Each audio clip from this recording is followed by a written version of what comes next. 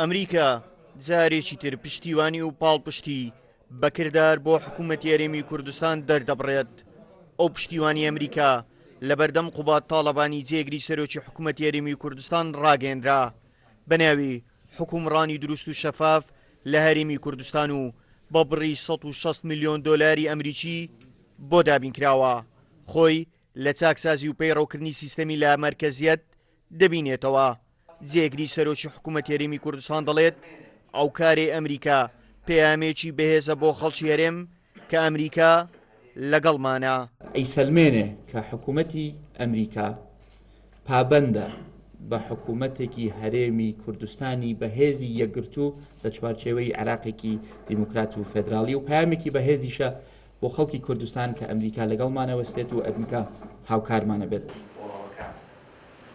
جێگری سەرۆکی حکوومەت ڕایگەیاند ئەو پشتیوانیە ئەمریکا پاڵپشتی بەهێزی چاکسازیەکانی هەرێمی کوردستان دەبێت. چاکسازی لە بوارەکانی خۆیان ئەم ئیشەی کە ئێمە دەستی پێەکەین هاوتایە لەگەڵ ئەو ئیشانەی کە دەستمان پێی کردووە. دوو نوێنەری باڵای ئەمریکا لە عێراق ئامادەبوون بەڕێوبەری ئاژانسی ئەمریکا بۆ بەرەپێدانی نێودەوڵەتی لەبارەی پرۆژەکە دەڵێت ئەو پرۆگرامە ئاستی خزمەتگوزاری لە هەرێمی کوردستان بۆ پێشەوە دەبات. پرۆژەکە یارمەتی کۆمەڵایەتی و دارایی خەڵک دەکات بۆ باشترکردن و گەیاندنی خزمەتگوزاری بە هەموو لایەک.